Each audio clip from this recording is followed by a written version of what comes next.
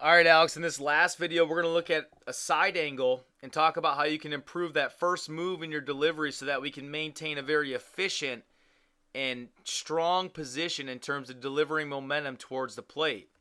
So I'm just going to go ahead and draw a green line behind your back leg and your back hip. I'm going to draw that same green line behind Randy Johnson.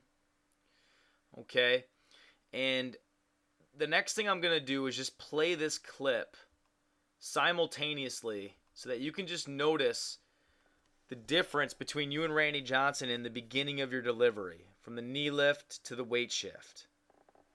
Okay, now that you've seen that once or twice, let's talk about it in a little bit more specific detail.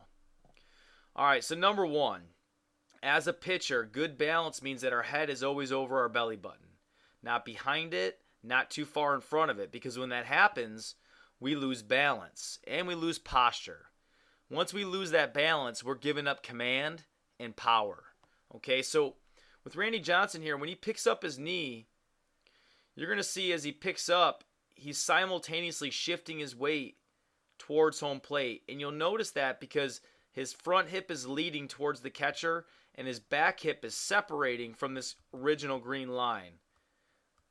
But as he does that, his head always stays in the middle of his body, right over his belly button. See that? And so he continues to shift weight and work towards the catcher.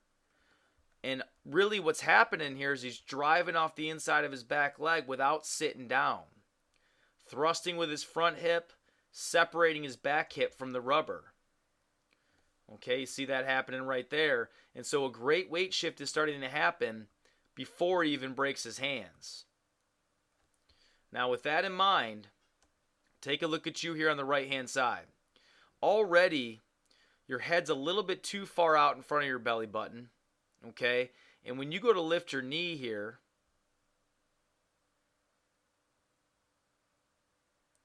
you see what's happening with your head is it's not over the middle of your body. And so you're going to be off balance, and this is when you're going to start to crouch over and lose your posture. Notice the difference here with Randy Johnson at the top of his knee lift. Look at how as he lifts, he leans, and he's separating from that back line where you really haven't separated from it, that back hip. The only thing you've separated is your head, but that's throwing you off balance. Also notice how your back leg is collapsing. And look at the difference between you and Randy Johnson here. Okay? So again, we're just going to go back and let you watch this in slow-mo. We're going to, as you see with Randy Johnson, he's going to lean and lift, stay tall.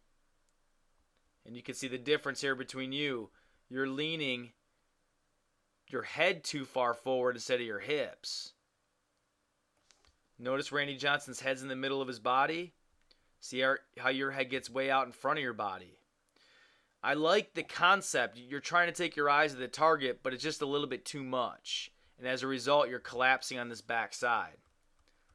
Okay, now you still do a pretty good job shifting your weight before you separate, but it's just a little bit inefficient because of that first move. So let's try out making the adjustment. We'll see how it works, and then we'll go from there, bud.